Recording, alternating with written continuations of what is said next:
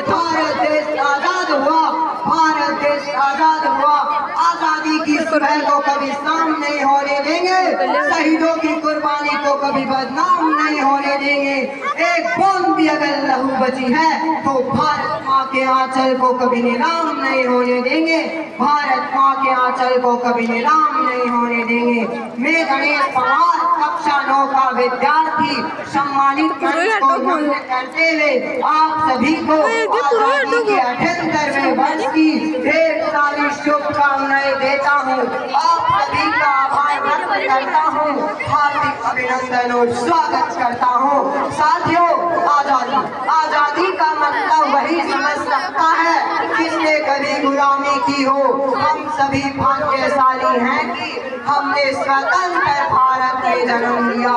यूं तो आजादी की लो 1857 में ही जल चुकी थी, जिसने 1947 में हमारे देश को आजाद कराया। प्राचीन मध्यकालीन और वर्तमान भारत के उदाहरणों से मैं यह स्पष्ट करना चाहता हूँ कि जब हम गुलामियों की बेड़ियों में फंस चुके थे तो रंगे बसंती चोला की एक आवाज पर लोगों का सैलाब उमड़ आता था। उनके इंकलाब जिंदाबाद और वंदे मातरम के नारों से हमारे खून में आने वाला उबाल अंग्रेजी प्रशासन की जड़ें हिला देता था। इसके बाद 1962 में चीन के साथ युद्ध, 1965 और 71 में पाकिस्तान के साथ युद्ध में अपना सुहाग गवा देने वाली औरतें, जिनके घरों की हालत बड़ी दयनीय होती थी, कि प्यार भी गया, मांग का सिंदूर भी गया, नन्हे नन्हालों की लंगोटियां चली गई, छोटी छोटी बेटियों की चोटियां चली गई, बाप की कमाई गई, भाई की पढ़ाई गई। आतंकवादियों ने एक ऐसा विस्फोट किया जिसमें पूरे जिस्म की कई बोटियां चली गई, जिसमें पूरे जिस्म की कई बोटियां चली गई। अरे हमारे लिए तो एक आदमी मरा है साहब, कई घरों की तो रोटियां ही चली गई। मैं नहीं मानता कि फेसबुक, इंस्टाग्राम और व्हाट्सएप की डीपी को 3 रंगों से रंगना सच्ची देशभक्ति है। यदि आप कहेंगे वर्ष में 2 बार 15 अगस्त और 26 जनवरी को हाथ में तिरंगा लेना सच्ची देशभक्ति है, तो मैं पूछना चाहूंगा कि फुटपाथ पर रहने वाला गरीब का बच्चा जब कड़ी धूप में नंगे पांव तिरंगे बेच रहा होता है तो क्या आप उसे उसकी देशभक्ति कहेंगे? नहीं, ये उसकी देशभक्ति नहीं है, बल्कि उसकी पेट की भूख है जो उसे ऐसा करने के लिए मजबूर कर रही है।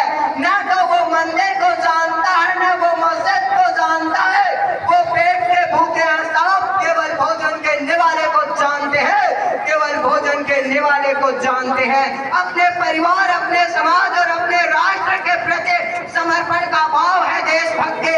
हर आतंकवादी के जीवन में आने वाला तूफान है देशभक्ति, ताकि हर आतंकवादी यह समझ सके अगर तू परिंदा है तो यह आसमान तेरे लिए है, अगर तू दरिंदा है तो यह शमशान तेरे लिए है। भाईचारे से रहना है तो रह इस जमीन पर, वरना ये कब्र भी तेरी और ये कब्रिस्तान भी तेरा है, वरना ये कब्र भी तेरी और ये कब्रिस्तान भी तेरा है।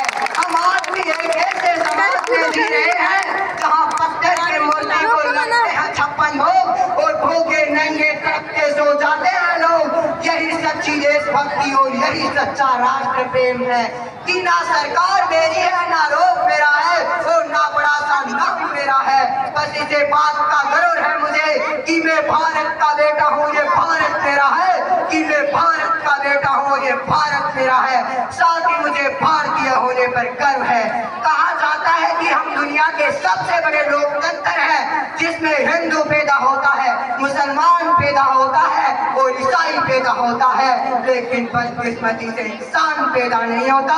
मेरे अनुसार ना हिंदू की जरूरत है ना मुसलमान के, राष्ट्र निर्माण के लिए एक सच्चे इंसान की जरूरत है, राष्ट्र निर्माण के लिए एक सच्चे इंसान की जरूरत है। मेरे अनुसार हमारे देश का राष्ट्र निर्माण तब संभव होगा जब गरीब का बच्चा सड़क पर भोजन के लिए रहे, ज्ञानार्जन के लिए स्कूल जाएगा, ज्ञानार्जन के लिए स्कूल जाएगा। अब मैं सैल्यूट करना चाहूंगा सरहद पर दिन रात हमारी रक्षा कर रहे उन जवानों को, इस देश के पुलिस प्रशासन और किसानों को, जिनके बिना भी असंभव सा लगता है। मैं भारत का बेटा जिस मंच के माध्यम से आह्वान करता हूँ कि हमारे देश का राष्ट्र निर्माण तब संभव होगा जब हम सब आपस में मिलकर प्रयास करेंगे, क्योंकि हमारी जिम्मेदारी हमारे राष्ट्र को आगे ले जाने की, हमारे राष्ट्र की जिम्मेदारी नहीं है हम सबको आगे ले जाने की। नफरत हो रही है, न पालो इसे, दिलों में खाली है, निकालो इसे, न तेरा न मेरा न इसका न उसका न इसका, ये सबका वतन है, संभालो इसे, ये सबका वतन है, संभालो इसे। कुछ नशा तिरंगे की शान का है, कुछ नशा मातृभूमि की आन का है, कुछ नशा तिरंगे की शान का है, कुछ नशा मातृभूमि की आन का है। हम फहराएंगे तिरंगा हर जगह, क्योंकि ये नशा हिंदुस्तान की शान का है, क्योंकि ये नशा हिंदुस्तान की शान का है। अंत में मैं यही कहना चाहूंगा कि मेरा हिंदुस्तान महान था, महान है और महान ही रहेगा।